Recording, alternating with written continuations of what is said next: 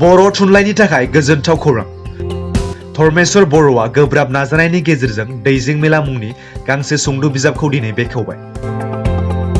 बाक्सा जिल्लानि सिङाव थानाय भालागुरि गामिनि धर्मेश्वर बर'आ गाव सुजुनाय दैजिं मेला मुंनि गांसे सुंद' बिजाबखौ 14 नबेम्बरजों लोब्बा लाखिनानै दिनै सालबारिगुरि बर' थुनलाइ आफादनि 32थि बोसोरसालिया जथुम्मायाव धर्मेश्वर बर'नि सुजुनाय गांसे सुंद' बिजाब दैजिं मेला बिजाबखौ 21 नं सालबारि बियाबनि MCLA जय मोसाहारिया गावनि आखाइजों बेखेवनानै होबाय। धर्मेश्वर बर'नि बे दैजिं मेला सुंद' बिजाबखौ दैजिं मेलानि बागै गोबां ओंथि गोनां आरो हाग्रामा दालांनि सायावबो गोबां ओंथि गोनां होननानै फोरमायदों लिरगिरि धर्मेश्वर बर'आ।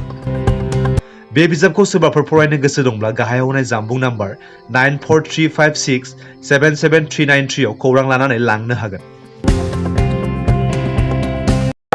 दा बे आंनि नोंथांमोनखौ दिनै बे चेनेलखौ बरायबाय।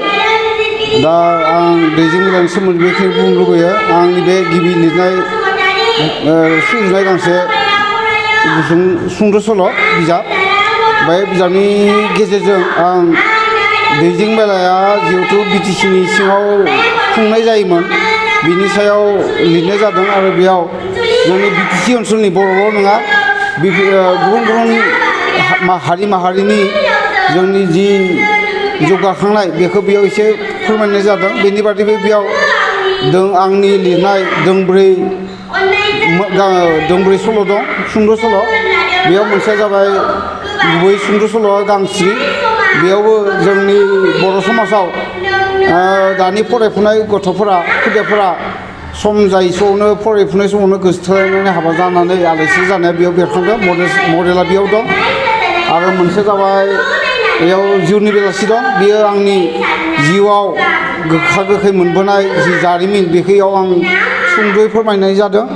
आरो मोनसे दं आसुखान्दा।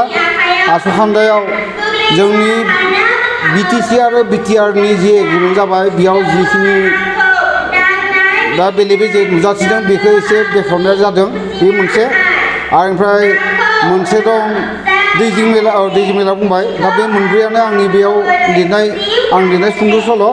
बेनि बादैबो राङापारा कलेजनि डिपार्टमेन्ट अफ बड'नि माने बिथां जितेन बसुमतारिया लिरनाय बाथौ धोरोम आरो बर' हारि। बेयाव बाथौआ बर' समाजाव बेसे गोहोम गोलैदों बेनि सायाव लिरनाय जादों गुवारै।